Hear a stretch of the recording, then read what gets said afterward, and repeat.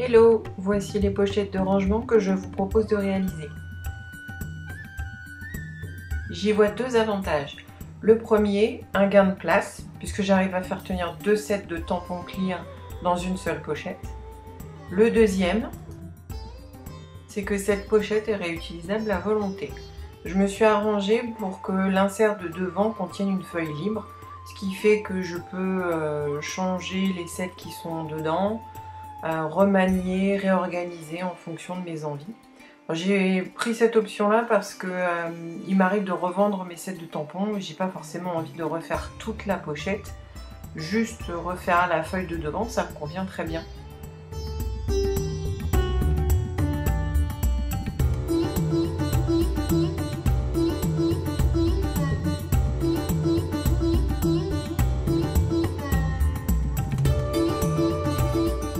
Cette première étape est facultative. Pour les sets que je garde longtemps, j'ai décidé de tamponner leur motif sur la feuille rhodoïde qui va servir à l'intérieur de la pochette. Ça me permet aussi, quand j'amène mes tampons en atelier, de les prêter et que chacune puisse remettre les tampons à leur emplacement sans avoir à se poser de questions et moi de vérifier qu'il ne manque rien. Donc libre à vous de réaliser cette étape ou pas.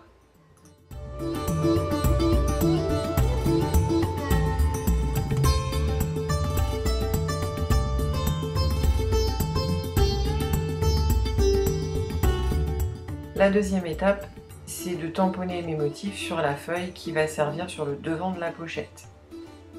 J'ai utilisé un vieux tapis de souris avec un papier de brouillon par-dessus pour me faciliter les tamponnages.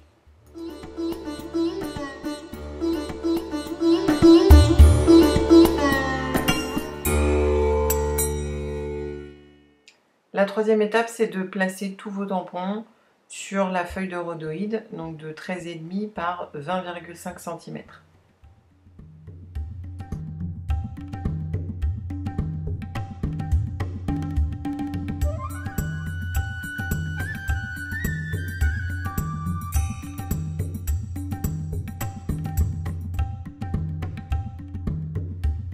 On place ensuite la deuxième feuille de rhodoïde. Ça permet de rigidifier le tout, c'est plus facile à manipuler dans la pochette.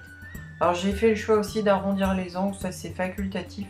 Je trouvais que c'était plus facile pour faire glisser à l'intérieur de la pochette.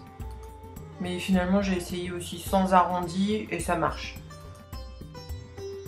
À partir de là, vous pouvez commencer à faire chauffer la plastifieuse. J'ai donc utilisé une pochette entière et j'ai recoupé une des pochettes à 14,5 par 20,5. J'ai séparé cette pochette là en deux pour ne garder qu'une seule feuille. C'est ce qui va me permettre de créer l'insert devant.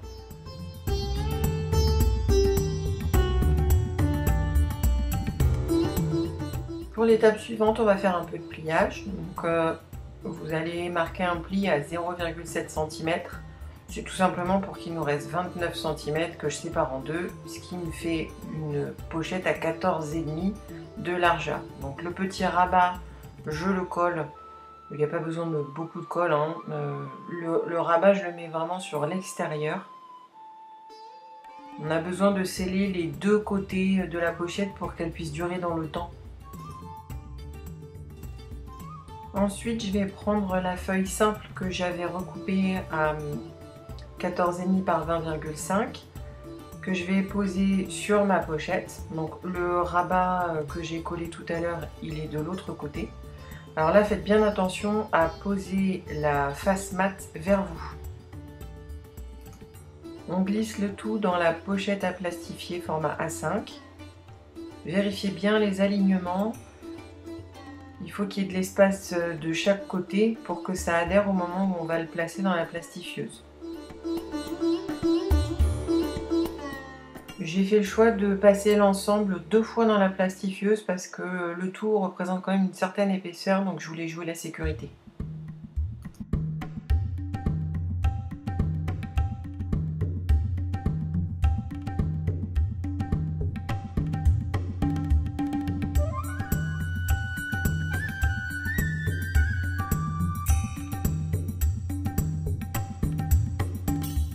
Reste à découper le haut de la pochette pour créer la double ouverture.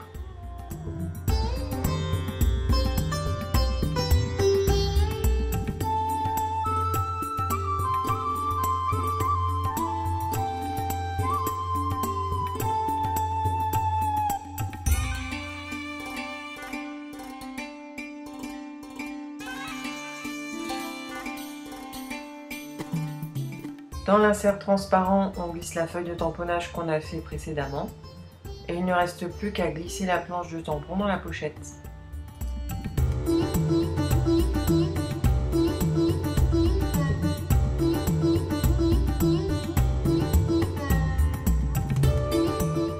Pour faciliter la manipulation de la pochette, j'ai aussi ajouté une perforation en demi-cercle sur un côté.